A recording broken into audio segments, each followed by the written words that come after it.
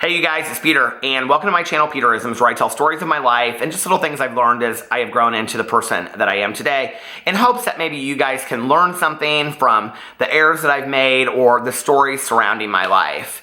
Today I'm actually going to tell the story of somebody else, and I'm going to share several people's stories because I think it's pertinent to a lot of what is going on in the world right now. I talk a lot about this on my main channel in reference to problematic YouTubers, but it's something that I really haven't just outright addressed on this channel. So let's just get right into it. I was sitting around today, and it's Dear Peter Advice Fridays, and I was reading through my emails, and I received this email from a woman who, it wasn't a Dear Peter email, it wasn't anything of the sort, and I started reading it, and it was extremely long, and I was like, I need to share this story on here. She did not give me any kind of approval to share her story on there, so I'm just going to reference what it was about and actually tell another story on there. I did email her back and say that I was going to reference what it was about, but it was from a mother whose son had passed away a while ago from a heroin overdose, and she shared in there that they believed that the heroin was mixed with fentanyl, which is extremely dangerous. And I'm reading this email, and what was very obvious to me was that she wasn't trying to let me know anything about addiction. She wasn't really letting me know, like how bad the story had gotten. She wasn't asking for any help. She wasn't asking for any advice on how to get through this. What she was really doing was just wanting to tell somebody and let somebody know how amazing her son was. And, I responded to her because she said something in the email to the effect of, I don't know, how to, make his story important, or I don't know how to get this out there. And she talked about maybe possibly writing a book at some point. And, I think that one of the things that happens in our society is that after a while, when somebody dies of the condition of an overdose or long-term drug and alcohol use, that what happens is we remember them for that instead of the person that they were. And, a lot of times we just kind of remember the addict or the person that had the drug problem or the condition of how they died. We don't remember them as a person. And I said to her, don't ever forget that he's your boy, and don't let anybody else forget it either. Continue to remind them, years and years and years ago, I watched this Dr. Phil and Oprah, and it was amazing. And it was this episode about this woman whose daughter had been kidnapped and murdered, and she was tortured. And the woman had left her daughter's bedroom the same for 10 or 15 years. And she had come on the show, and she said later that her plan was to tell her daughter's story and then go home and kill herself. And so Dr. Phil said to her, you've left her room exactly the same for 10 or 15 years. I think it might have even been 20. And she said, yeah. And he said, and they showed pictures of it with her dolls up and everything. And he said, what would your daughter think about that? And she said, oh, she would be very, very upset with me. And he said, can you think to yourself that maybe instead of celebrating the one day that she passed away, instead celebrating the entirety of the 18 years that she was alive? And this woman has this total aha moment, and she's like, I never thought of it that way. I really never thought of it that way.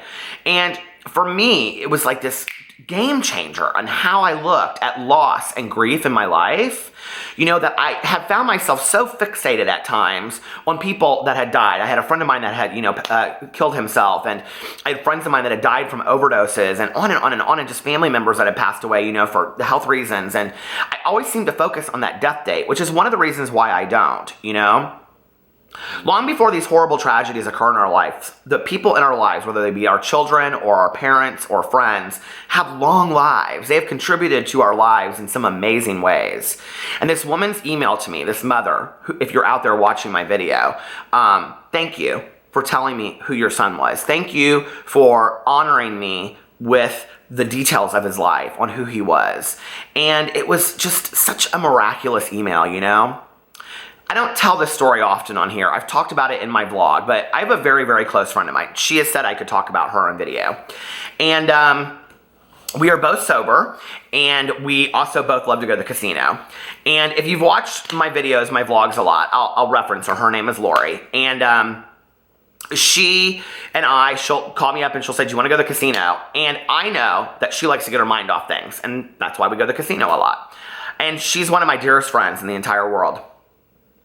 I met her via like the casino, and then we kind of started talking to each other, and she was like, I said something to her about coming to the casino, and she said, well, I don't drink, and I said, oh, I don't drink either, and then we started talking, and we found out we were both sober.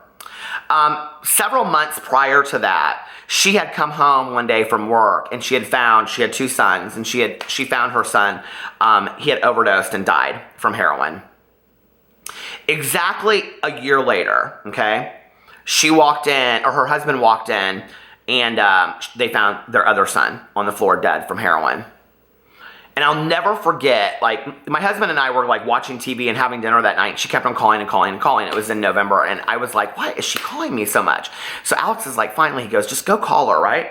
So I went outside and I called her, and I said, hey, what's going on? And she said, he's gone. She said, and I'll never forget what she said to me. It was silent still. And she said, I am no longer a mother. And what do you say to somebody? What do you say to somebody that's lost 2 children, all of their children, to opioids, and heroin addiction? There's nothing you can say. You can't say, oh, you're going to be okay. You'll get through this. Stay strong. My sympathies, my prayers. There's nothing you can say. There's nothing you can say in times of tragedy that take away the tragedy. It's pointless. It's bullshit. And I said, well, what do you need from me? And she said, I just needed to tell you how wonderful he was. And we talked for a little bit on the phone, and I feel for her a lot. And several months ago, I said something to her. She volunteers a lot. She goes to treatment centers and she tells her story. She tells her story about her, and she tells her story about her boys, and how strong the disease of addiction was for her. And one day I said to her, Lori, I don't know how you do it. And she said, what do you mean? And I said, I don't know how you keep going on. And she said, what's my option? Just to give up? She said, my boys would not want me to give up. They wouldn't want their dad to give up. She goes, we made a commitment to each other that we would continue to live, and we would continue to live the best life possible, and that we would give back to other people, and that we would hope that our story would help other people from having to go through the same thing that we did. And that's why I tell my story of addiction, and that's why I tell stories of my friends, their addictions, and I reference emails that I received from people. Because it doesn't have to be you. That doesn't have to be your story. Your child doesn't have to go through that, okay? But that being said, we only have so much control over the alcoholics and the addicts in our life. The day that I stopped trying to control all of the alcoholics and the addicts in my life, and I started taking care of myself, was so freeing. Because what I realized was, an alcoholic or an addict, if they want to use, they're gonna use. I can't stop that. And I'm not responsible for what happens. But one of the hardest things I've ever had to tell parents through the years when I worked with alcoholics or addicts is, I can teach you everything to do. I can tell you how to set limits and boundaries. We can send them to the best treatment programs in the entire world. We can, get a recovery coach to take them to 12-step meetings. We can have them get a sponsor. We can have them go to 90 meetings in 90 days. We can have everything in the entire world, but they may still die from this disease. The disease of addiction is extremely, extremely strong. That doesn't mean that they're bad people. Addicts and alcoholics are not bad people trying to get good. They're sick people trying to get well. And that's why we have to treat them like sick people. The most disturbing thing I ever hear is when people say to me that addiction is not a disease. And I'll tell you why that really bothers me. Other than the American Medical Association proving that it's a disease by having 5 signs and symptoms that identify it as a disease. It is a disease by the American Medical Association. So that's like somebody saying diabetes is not a disease. It is a disease, okay? It's foolish to even say that. It's really rather an ignorant statement to say that, because what it says is I'm not educated. So to educate you, and you can Google this, chemical dependency is a disease dictated by the American Medical Association, period, okay? It is fatal. It has signs and symptoms. It's progressive. You can go on there and you can read all about it. This is not me standing behind any kind of 12-step thing. This is fact, okay? And in fact, it being a disease is not really a big 12-step thing sometimes, But what bothers me about that statement is this. At the expense of losing somebody in your life or fixing your own life, what do you have to lose by calling it a disease? The day that I really truly accepted that my addiction was a disease that needed to be dealt with, right? That my life was not going to get any better until I started fixing this disease and taking the medication by being abstinent, okay, from drugs and alcohol, by finding, some kind of spirituality in my life, by cleaning up the wreckage of my past, by removing resentment, anger, and fear from my life, by living a right life. When I started doing those things, that's when my life started to improve. When I was willing to accept that addiction was a disease, that I couldn't just go, this is a phase, I'm gonna outgrow this, it's gonna get better for me, okay? And there's a difference. There is a difference between chemical dependency and substance abuse. Substance abuse can be that you abuse a substance during a period of your life and that you move on and get past it.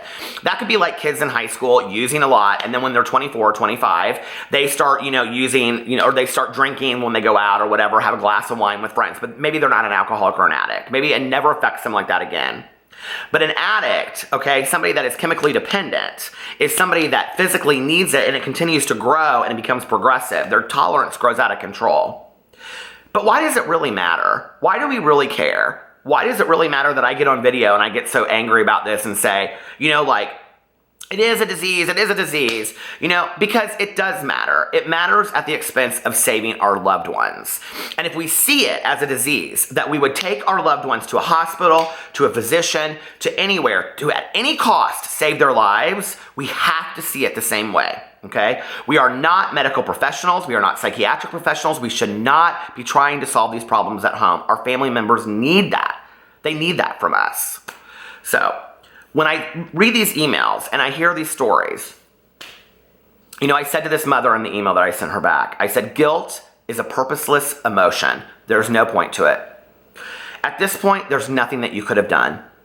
Even if you look at yourself and rake yourself over the coals and say, I'm the worst mother in the world, there are 500 things I could have done to stop this, it would have happened if it was supposed to happen. If he was going to use and end up dying as a result of his disease, that is what's going to happen. That has been proven to me time and time and time again. I have seen alcoholics and addicts die from addiction that have the most amazing family support systems you have ever seen in your entire life. And I have seen addicts and alcoholics that had no support whatsoever stay clean and sober. So really a lot of that doesn't have anything to do with it.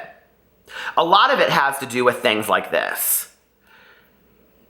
Your son was an addict and he got some really bad dope. And it's shitty. It's really shitty that that's the way that things went down. If maybe things could have stopped before that, that wouldn't have been how it turned out. But I get so many emails from people after the fact, and they say, what should I do? What should I do? Tell your story. Go on, continue to tell your story. Like my friend Lori, go out there, share your story. Let people know, A, that they're not alone, and B, there are some things that you can do. Allow your children and your loved ones to suffer consequences, to feel the weight of their choices, If you're going to continue to do this, you will not be around me. You will not be around the family. We're not going to condone this behavior. A lot of us are afraid to do that because we're afraid they're going to end up they're going to die. They need to have consequences. Until shit got bad for me, I wasn't willing to stop because the good times were too good. And I could rationalize, everything is so fun, I'm continuing to use. Until things got way out of control and way bad, it was a weighted scale. I'd be like, no, the fun's up here and the bad times are down here. Until the bad times got up here and I was almost homeless and I had no money and I was dying and on and on and on. Until it was that, I wasn't willing to stop. We have to be willing to help our loved ones by setting limits and boundaries. We have to love them enough to give them tough love and to say no. And when we do those things, and when we try our hardest, and when we've done everything that we can do, and they continue to make poor choices, or they end up in prison, or in horrible situations, they end up passing away from this. We have to remember them for the people that they are and love them as much as we possibly can